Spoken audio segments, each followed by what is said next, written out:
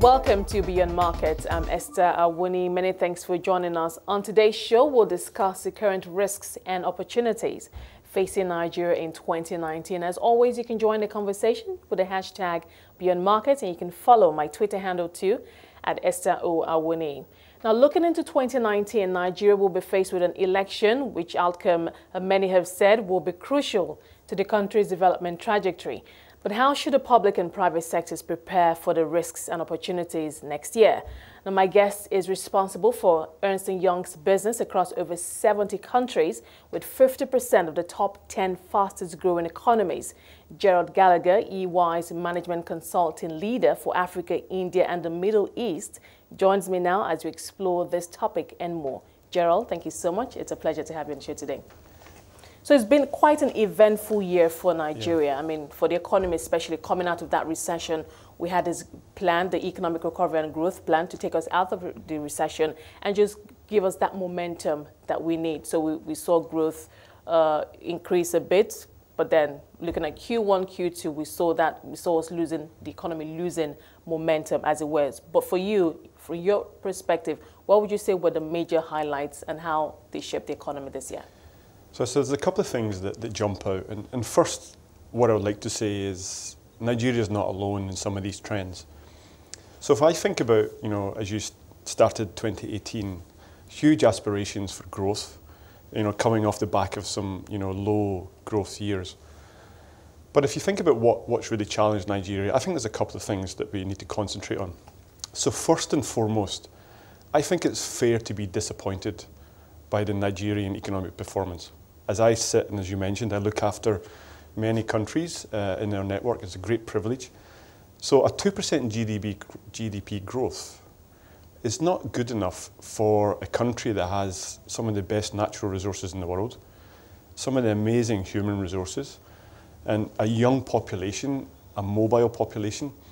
So what's gone wrong? So if I look over other economies which are similar to Nigeria, I look to the Middle East, those economies which are very, important with regards to oil and gas revenue. They have gone through the same journey. During low oil, they put together national transformation plans like the one you've mentioned. And the appetite for change is really high. Diversifying economy, youth unemployment, dealing with education, healthcare, infrastructure. But during Q1, Q2, the oil prices started creeping up again. And what happens then is maybe the urgency doesn't happen. I'm not saying that's the only reason why Nigeria has stumbled, but I think it's really important to go back to that plan and put it on the table and have a long-term commitment. But there is no doubt, as I stand here and talk to you, and I look at the potential of Nigeria, I think it feels that there can be more done, for sure. And I suppose, if you were to say this, if government officials, the federal government were listening to you, they would say, you know what, Gerald, we're still sticking with the plan, but the unfortunate thing is that we're still an economy that's we're still having an oil-led economic growth, unfortunately. Most, as in 90% of our foreign exchange comes from the sale of oil. And they may argue that a diversification plan we may only see the benefit maybe in 5-10 years down the line. I guess that's subject to everybody's interpretation or perspective. But would you say that that is a valid argument, the fact that some of these policies implementation actually do take time? Or do you think we could have achieved more with what we have? I think there's policies that are short-term, policies that are medium and long-term. And I think it's very easy for people to say, this is just a long game and it's painful and next year will get better. Actually, what I'd like to talk about is some of the things you can do to really accelerate the economy now. But let's go back to your first point before I cover that, Esther. So if you think about diversification away from oil and gas, one thing's for sure. At some point, the world was going to run out of appetite for oil and gas, or technology is going to disrupt its way. 10 years ago, everyone was worried, do we have enough natural resources in terms of oil and gas to sustain economic growth? I think that debate has gone. We have lost that. That is the way. What's happening now is I think the world will lose appetite for oil and gas, and technology will disrupt us. So for me, this is a time bomb. So for any government who thinks they have a long-term sustainable economy based on oil and gas, they're factually wrong. So you may be kicking the can down the road, But I can, from my perspective and what we see in economic trends, it's only a matter of time before the opportunity and finances that you can get from oil and gas to invest in other sectors is going to go away. So it's more important than ever to be more focused. So a couple of things that I've seen other governments do.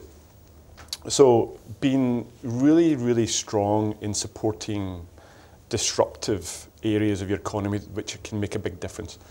So if I was sitting, and had an opportunity to advise some of the senior politicians, how can you make Nigeria more investable? And let's look at the global markets. From an FDI perspective? Yeah, well, not just FDI, but also, yes, always from an FDI, but government and private sector, but particularly private sector. So if I look at the global trends which are benefiting Nigeria right now, we have a US economy that's looking at itself, and it's having a lot of distraction around trade wars, which I'm sure we'll cover later on. We have a European Union, which is in turmoil as well. And we have a growing force in the emerging markets, which are looking to put their money into other emerging markets. So if I think of the Middle East and the GCC alone, 5 of the top 10 sovereign wealth funds sit there. They're starting to slow down their investment in traditional routes to the West and to the mature markets. And what they're looking at is actually, how can I invest in the emerging markets? Because what they do know is that's where the future growth is coming from. So I'm seeing a massive shift. Now, what does Nigeria need to do to make it easy for them to invest? It's got to be around transparency. It's got to be around governance. It's got to be investor confidence. And there's a whole bunch of things that I think Nigeria could really push forward to make a big difference right now. And Ethiopia is a great example. They've got the highest FDI in Africa this year. And that's come from, I think, the starting of a journey towards saying to the world, you can trust us, invest in us, work with us. So it's an immediate example. When you say transparency, governance, because going back to the government again, they could say, but we're already doing that. We're still having, FDI, considerable amount of FDI coming in. But for you specifically, when you say transparency, governance, can you break that down? Can you elaborate further on that? Sure, no, I can. And, as I think about governance, I think about 3 lines of defence. But ultimately, FDI is judged on external perception, not internal perception. So you recognise we have to deal with people who don't sit here, and often decisions are made outside. So there's 3 lines of defence that I would suggest that we need to be thinking about. First is around how organisations govern themselves to protect themselves from issues around governance of fraud, corruption, even implementation of strategy. How do we allow managers and upskill managers and civil servants to really undertake things like internal audit? Internal audit is one of the quickest, fastest ways to gain corporate confidence. But I know there's a lot of work to be done in some of the corporate governance here with regards to that. So the international standards of internal audit could be implemented overnight, very quickly. So that's line 1. That's the organisation itself. Line 2 is where you would expect some external review of government or of organisations, often known as external audit, things that the EY and others do, or the National Audit Office. In general, 1% of a country's GDP should be spent on audit-related functions. So that would be around $3.4 billion if you think about the Nigerian economy. I don't think that level of investment is going into providing that support and that second line of defence. And then the third line of defence is the institutions that sit at the country level, where the Auditor General and those really important figures can have oversight and having the ability to call out and be strong and be independent. Those are the 3 things that I would really, we call them the 3 lines of defence.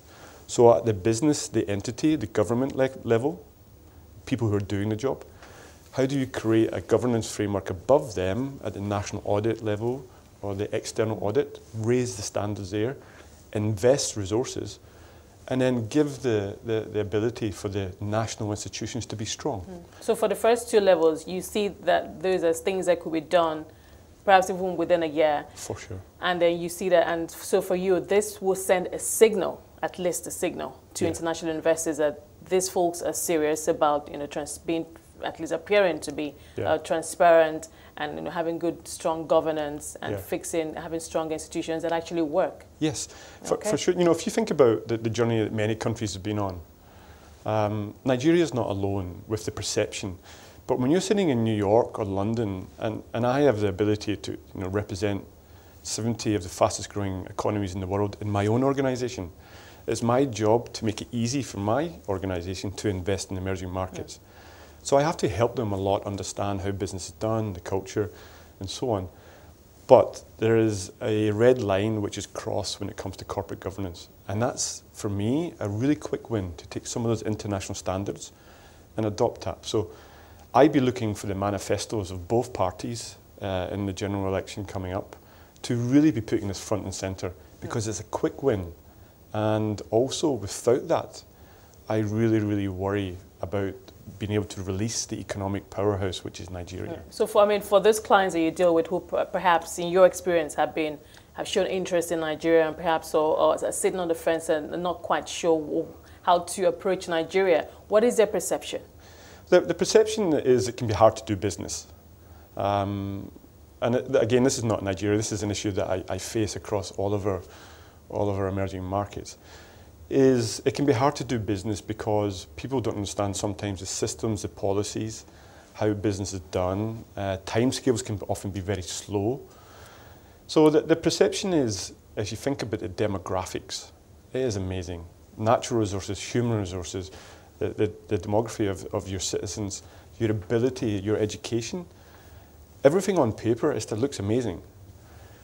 But it just feels hard to get at. And I think trying to raise the transparency and saying, hey, we really are open for business. We understand what you need as an investor to be able to have confidence in us, and we're going after that.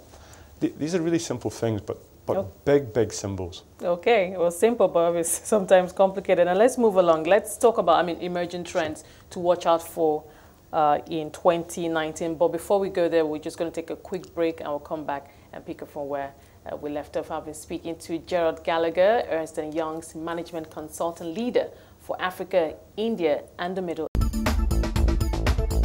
Welcome back to Beyond Markets. If you're just joining us, Gerald Gallagher, Ernst & Young's Management Consultant Leader for Africa, India, and the Middle East, is our guest today, and we're discussing the current risks and opportunities facing Nigeria. Gerald, thank you for your time so far. Let's move this along now. Let's talk about the emerging trends, global emerging trends that we should watch out for in 2019, and how Nigeria, public and private sectors in Nigeria, can position themselves. Sure. So global emerging trends, we won't cover them all today, but a growing nationalistic policies by the mature markets, trade wars with emerging markets, uncertainty around some of the biggest, more established economies about their policies and procedures towards the emerging markets. Oil price, of course, is one that certainly in the last few months, in the last month alone, has dropped 20%, so what's going to happen there? If you also think about the other things, for me, is about where the growth in the global economy is going to come from. So some of the mega trends around national policies of the mature markets, how can we access finance for the emerging markets through that opportunity?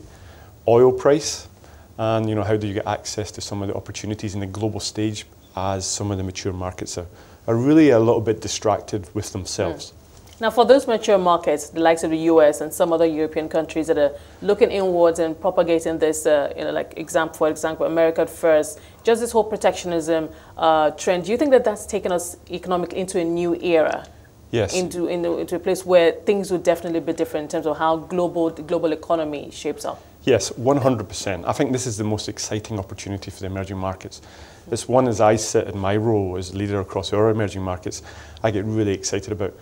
So what it's doing is creating a paradigm shift where it is highly unlikely that some of those big investors from the mature economies are going to continue investing outside their own economy.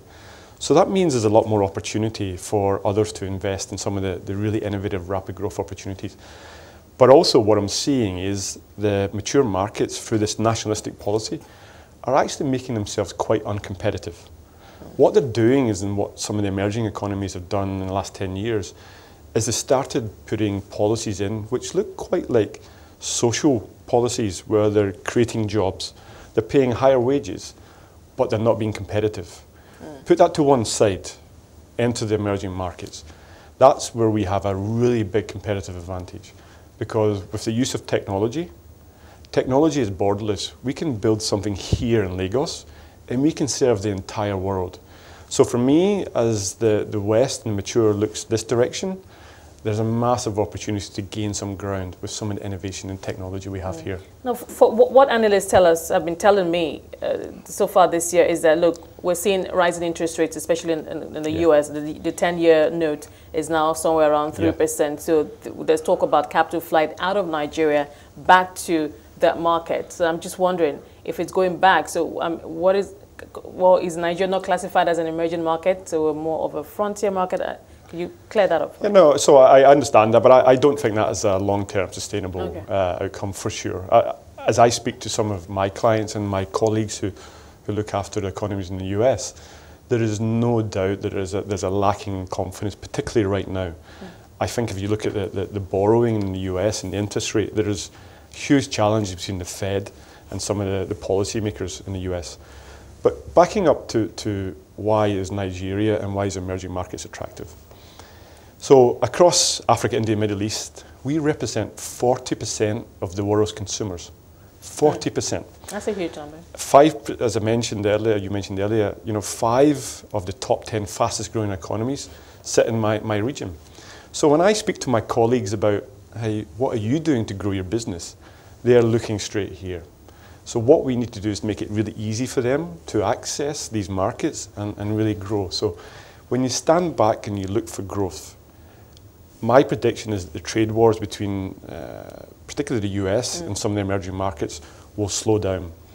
That will see a rally, I think, in the opportunity for the emerging markets in general. Because while all of that has been going on, we've had visits from the German Chancellor, the UK Prince Charles was here recently. Yeah. We've had a number of EU presidents come, and they're looking for new trade deals. They're looking for better bilateral, not just bilateral relationships, but new trade deals with Africa. And then there's an Africa continental free trade deal. So I see that changing things going forward. But back to, for a country like Nigeria, having to tidy up our house, as it were, and position to take advantage. Would you say that, maybe from a policy perspective, we're on track to benefiting from all of that? Esther, I think the policies are there. Certainly the ideas are there.